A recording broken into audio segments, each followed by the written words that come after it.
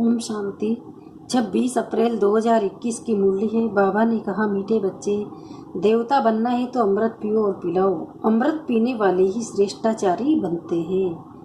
प्रश्न है, इस समय सतयुगी प्रजा किस आधार पर तैयार हो रही है? उत्तर है, जो इस ज्ञान से प्रभावित होते हैं, बहुत अच्छा कहते हैं, लेकिन पढ़ाई नहीं पढ़ते, मेहनत नहीं कर सकते, वह प्रजा बन जाते हैं। प्रभावित होना माना प्रजा बनना। सूर्यवंशी राजा रानी बनने के लिए तो मेहनत चाहिए, पढ़ाई पर पूरा अटेंशन हो, याद करते और कराते रहे तो ऊंच पद मिल सकता है। गीत है, तूने रात गवाई सो के, दिन गवाया खाई के। ओम शांति।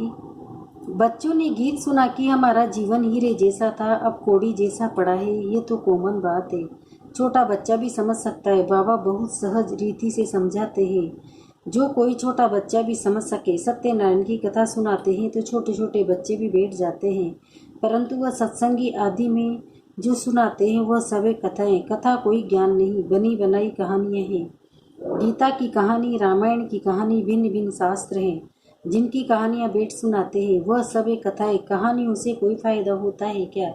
यह है सत्यनारायण की अर्थात नर से नारायण बनने की सच्ची कहानी। ये सुनने से तुम नर से नारायण बन जाएंगे। ये अमर कथा भी हुई। ये तुम निमंत्रण देते हो कि आओ अमर कथा तुमको सुनाए, तो तुम अमर लोक में चले जाएंगे, तो भी कोई नहीं समझते हैं। शास्त्रों की कहानी सुनते आते हैं, मिलता कुछ भी नहीं। जाएंगे लक्ष्मी नारायण के मंदिर में, चलो दर्शन करके आए, महात्मा का दर्शन कर आए। यह एक रस्म रिवाज चली आई है। ऋषि मुनि आदि जो होकर गए उनको माथा टेकते आए हैं। मुझो रचता और रचना की कहानी का पता है तो कहेंगे नहीं। अभी तुम बच्चे समझते हो कि ये रचता और रचना की कहानी तो बहुत सहज है, ऑल फॉर बे की कहानी है। बल प्रदर्शनी में जो आते हैं वे कहानी तो ठीक सुन लेते हैं, परंतु पवित्र नहीं बनते। समझते हैं ये विकारों में जाने की रस्म रिवाज भी अनादि है। मंदिर में देवताओं के आगे जाकर गाते हैं, आप संपूर्ण निर्विकारी हो। फिर बाहर आकर कहते हैं, विकार में जाना तो अनादि है। इस बिगर दुनिया कैसे चलेगी? लक्ष्मी नारायण आदि को भी तो बच्चे थे ना। ऐसे कह देते तो ऐसे को क्या कही? मनुष्य का मतरबा तो दे न सके। देवताएं भी मनुष्य थे, कितने सुखी थे लक्ष्मी नारायण के राज्य में। तुम बच्चों को बहुत सहज बात बताते हैं बाबा। बरोबर यहाँ भारत में स्वर्ग था, लक्ष्मी नारायण का राज्य था, चित्र भी है। ये तो सब मानेंगे कि सतयुग में उन्हों का राज्य था, वहाँ कोई दुखी नहीं था, संपूर्ण निर्विकारी थे। उन्हों के मंदिर भी बड़े बड़े बने हुए थे। उन्हों को 5000 वर्ष हुए हैं, अभी वह नहीं है। अभी तो कलयुग का अंत है। मनुष्य आपस में लड़ते झगड़ते रहते हैं, भगवान तो ऊपर ही रहते हैं निर्वाण धाम में। असूल में हम आत्माएं भी वहाँ रहती हैं, यहाँ पाठ बजाने आती है। पहले हम लक्ष्मी नारायण के राज्य में थे, वहाँ बहुत सुख आनंद था। फिर हमको 84 जन्म लेने पड़े। गाया भी जाता है 84 का चक्र। हमने सूर्यवंशी में 1250 वर्ष राज्य किया, वहाँ अथा सुख था, संपूर्ण निर्विकारी थे, हीरे जवाहरातों के महल थे। हमने राज्य किया, फिर 84 जन्म में आना पड़े। ये वर्ड की श्री जोगरूपी का चक्र फिरता रहता है।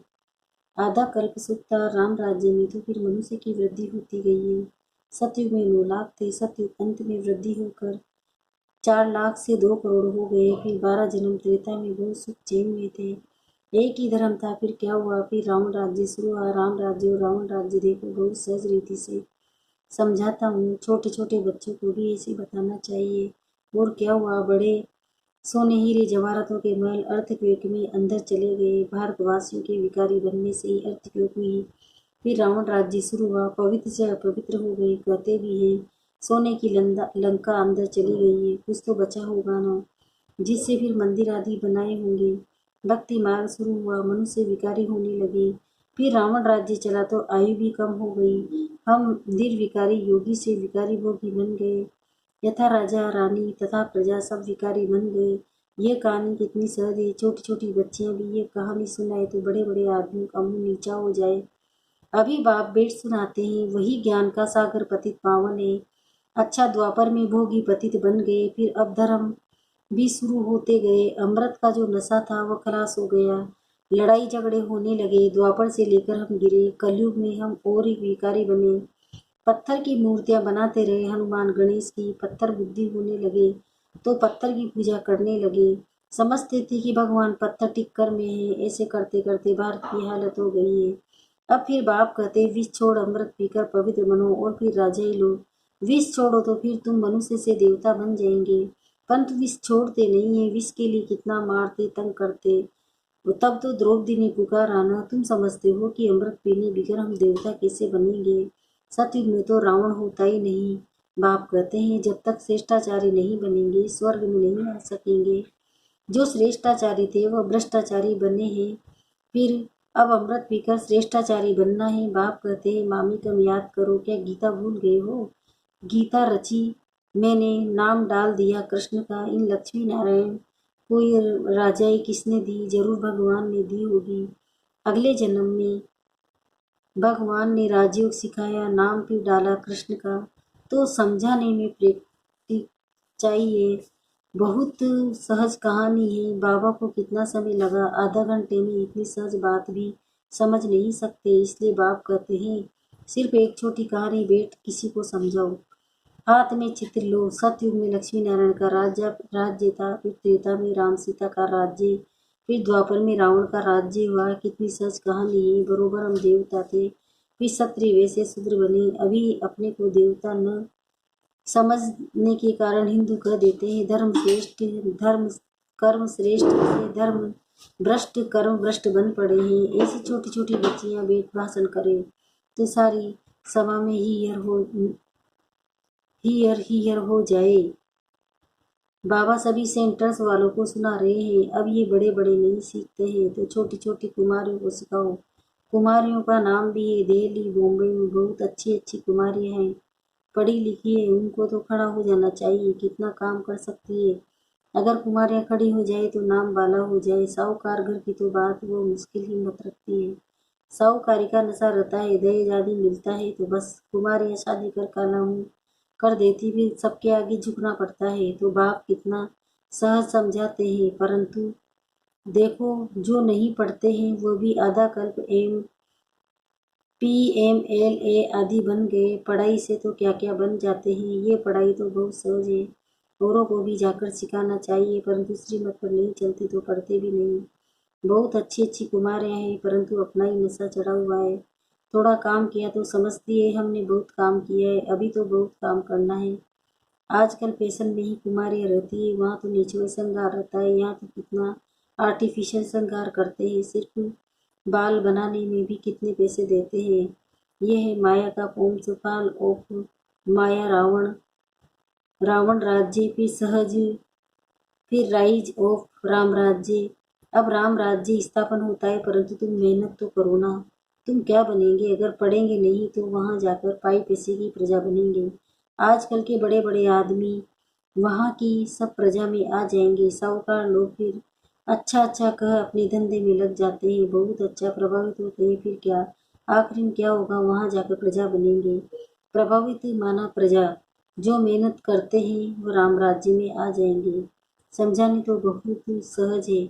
इस कहानी के नशे में कोई रहे तो बेड़ा पार हो जाए।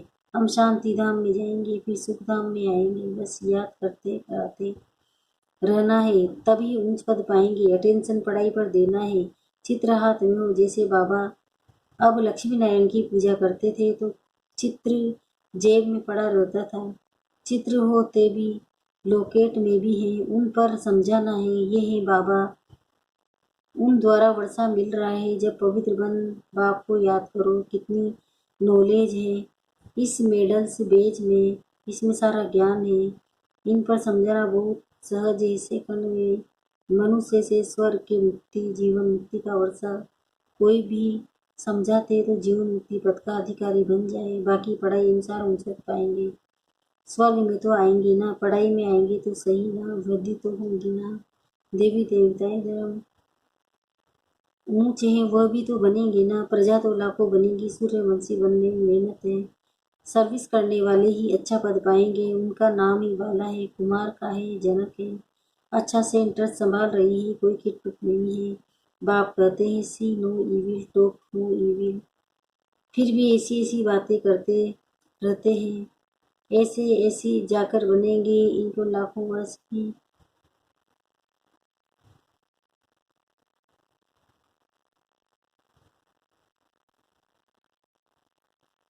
छोटी छोटी बच्चियां भी ये समझा सकती है, सुना सकती है। बंदर सेना भी मशहूर है।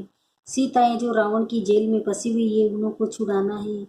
कथाएं तो क्या क्या बना दिए। ऐसे ऐसे कोई भाषण करे, बाकी सिर्फ कहते हैं फलाना बहुत प्रभावित हुआ। पूछो तुम क्या बनना चाहते हो, सिर्फ दूसरों को कहेंगे। इनका ज्ञान बहुत अच्छा है, कुछ समझते कुछ भी नहीं है। इससे क्या फायदा है। अच्छा, मीठे मीठे से खिलते बच्चों प्रति माता पिता बाप दादा का याद प्यार और गुड मॉर्निंग। रूहानी बाप की रूहानी बच्चों को नमस्ते। हम रूहानी बच्चों की भी रूहानी माता पिता बाप दादा को याद प्यार गुड मॉर्निंग। नमस्ते नमस्ते नमस्ते। शुक्रिया बाबा, शुक्रिया आपका पद्मा पद्म, शुक्रिया। धारणा के मुख्य सहारे पहला है पारस बुद्धि बनने के लिए पढ़ाई पर पूरा ध्यान देना है। श्रीमत पर पढ़ना और पढ़ाना है। हद की साहूकारी का नशा फैशन आदि छोड़ इस बेहद सेवा में लग जाना है। ही है नो इविल, सी नो इविल। कोई भी व्यर्थ बातें नहीं पढ़नी है। किसी पर प्रभावित नहीं होना है। सबको सत्यनारायण की छोटी सी कहानी सुनानी है। वरदान नॉलेज की लाइट माइट द्वारा अपने लक को जगाने वाली सदा सफलता अमृत भरो।